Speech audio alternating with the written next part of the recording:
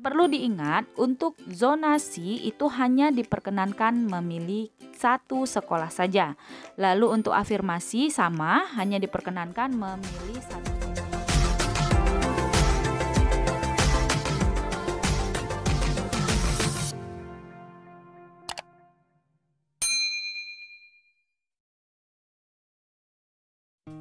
Halo, Assalamualaikum warahmatullahi wabarakatuh. Apa kabarnya? Jumpa lagi di channel Diary Guru.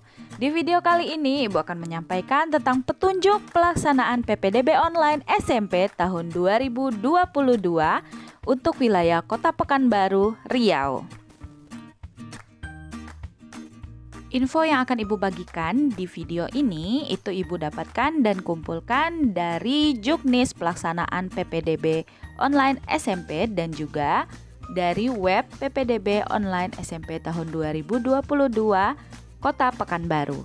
Jadi jangan ada yang di skip, ditonton sampai habis ya. Waktu pelaksanaan. Nah, jadi Ibu akan menjelaskan intinya saja di sini yang Ibu dapatkan dari link PPDB Pekanbaru. Nah, jadi waktu pendaftarannya itu adalah pada tanggal 29 Juni sampai 2 Juli 2022. Yang mana pengumumannya itu adalah pada tanggal 10 sampai 21 Juli 2022. Jadi nanti silahkan buka linknya, yaitu ppdbpekanbaru.id. Jadi tidak ada spasi ya di ppdb Pekanbarunya. Jadi silakan buka linknya. Nanti di sana ada tanggal pendaftaran dan pengumumannya.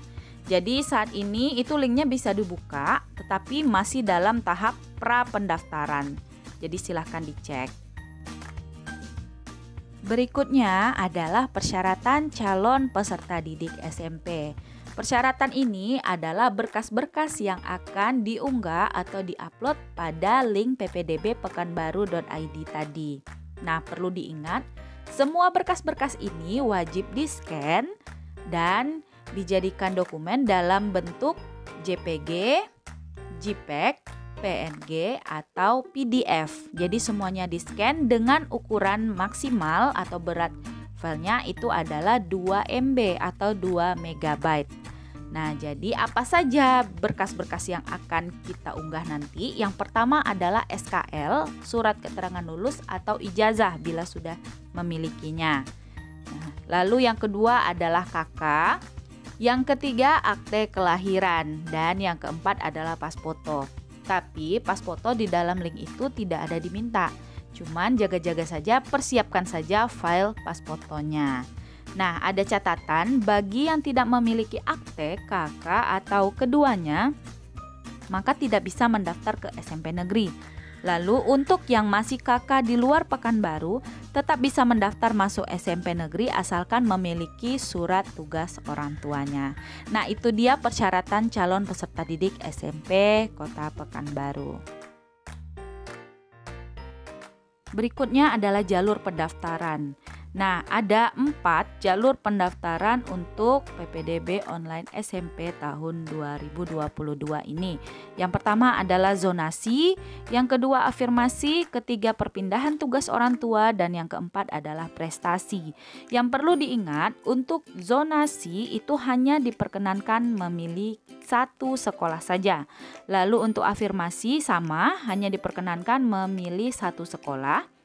Untuk perpindahan tugas orang tua juga hanya diperkenankan memilih satu sekolah, dan untuk prestasi diperkenankan memilih 2 sekolah.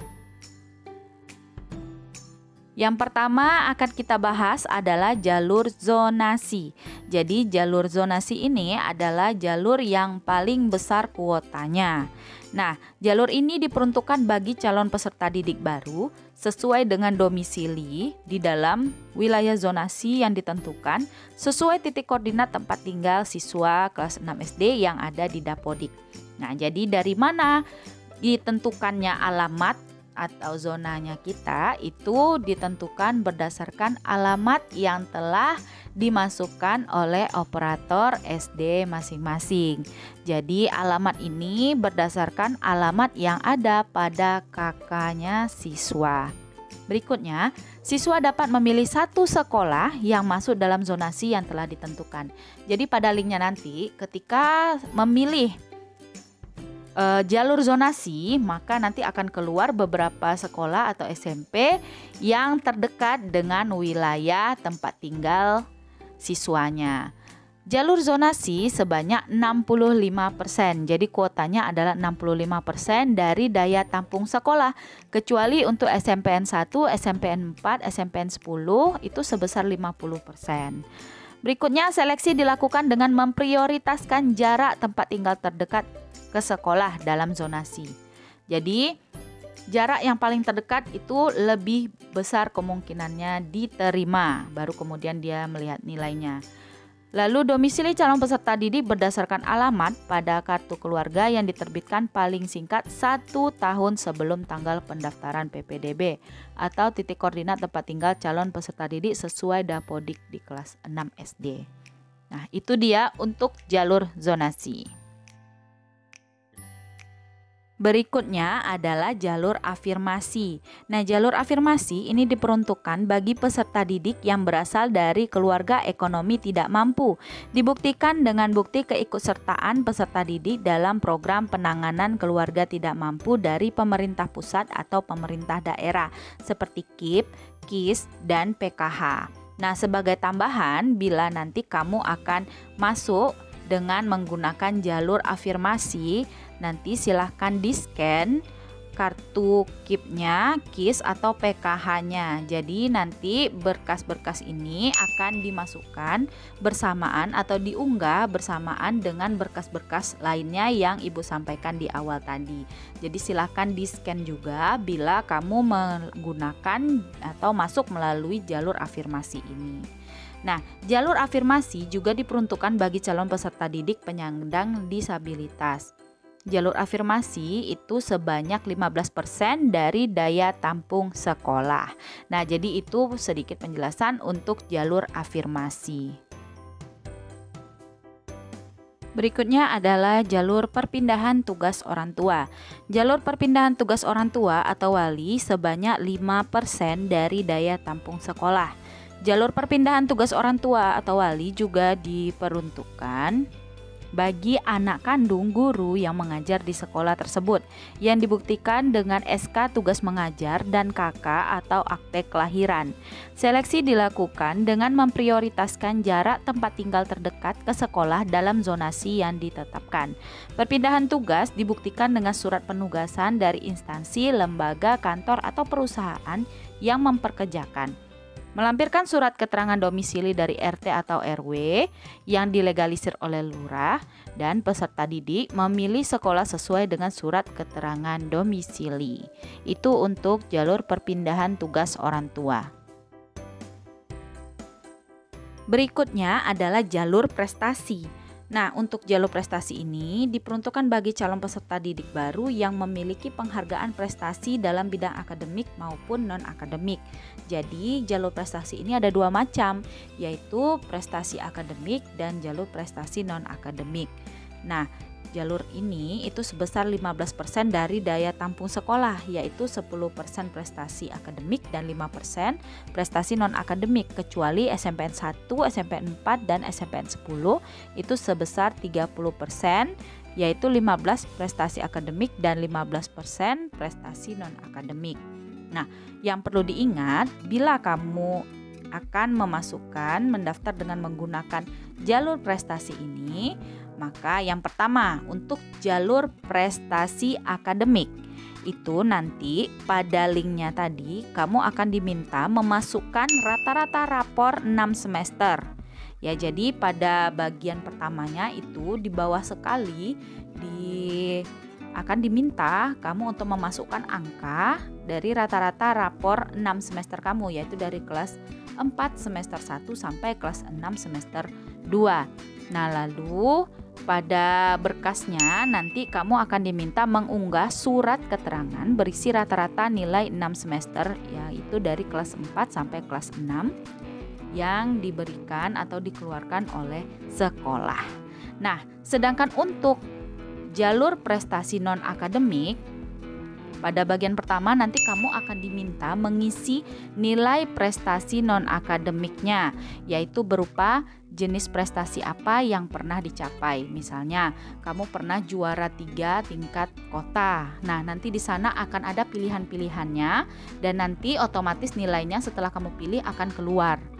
Berikutnya, untuk berkasnya di bagian kedua nanti kamu akan diminta memasukkan scan piagam penghargaan kamu. Nah, sama seperti yang tadi, bisa dalam bentuk foto atau PDF dengan ukuran atau berat dari filenya maksimal adalah 2 MB atau 2 MB. Seleksi dilakukan berdasarkan skor atau poin prestasi sesuai dengan yang diperoleh oleh masing-masing peserta didik. Nah, jadi apabila kamu akan mendaftar melalui jalur prestasi, nantinya kamu akan diberikan kesempatan atau mendapatkan kesempatan untuk memilih 2 sekolah. Jadi ada sekolah pilihan pertama dan ada sekolah pilihan kedua. Nah, apabila kamu tidak diterima di sekolah pilihan pertama, maka kemungkinan besar kamu akan diterima di sekolah pilihan kedua. Begitu untuk jalur prestasi. Berikutnya adalah proses seleksinya. Nah, untuk jalur peserta didik zonasi, afirmasi, dan perpindahan orang tua atau wali, itu seleksi diurutkan berdasarkan jarak tempat tinggal terdekat ke sekolah dalam zonasi yang ditetapkan. Lalu, jika jarak tempat tinggal calon peserta didik dengan sekolah sama, maka seleksi pemenuhan kuota atau daya tampung terakhir menggunakan usia peserta didik yang lebih tua berdasarkan surat keterangan lahir atau akta kelahirannya. Seperti itu untuk proses seleksi pada jalur zonasi, afirmasi, dan perpindahan orang tua atau wali. Berikutnya itu untuk proses seleksi dari jalur peserta didik prestasi. Nah, untuk nilainya, nilai akhirnya itu diambil berdasarkan skor atau poin prestasi yang diperoleh oleh peserta didik. Jadi, itu kan tadi ada 2 tuh, ada jalur prestasi non-akademik dan jalur prestasi akademik. Untuk jalur prestasi non-akademik yang diambil itu adalah nilai dari piagam-piagam yang dimasukkan yang pernah diperoleh oleh peserta didik. Sedangkan untuk prestasi akademik itu yang dimasukkan adalah nilai rata-rata dari kelas 4 semester 1 sampai kelas 6 semester 2. Jadi 6 semester. Jadi nilai rata-rata dari 6 semester ya yang dimasukkan. Berikutnya, ini adalah kuota atau daya tampung dari SMP negeri yang ada di Kota Pekanbaru. Ini Ibu dapatkan langsung dari link ppdbpekanbaru.id tadi. Nah, silahkan dicek berapa daya tampung atau kuota dari SMP yang kamu tuju.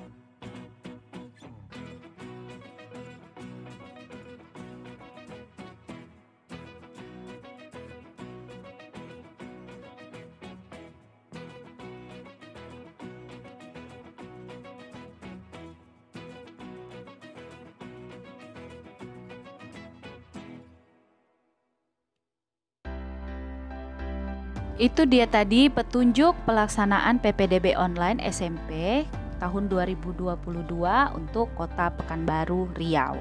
Nah, di video berikutnya nanti Ibu akan update tentang bagaimana cara pendaftaran ke link ppdb pekanbaru.id tadi.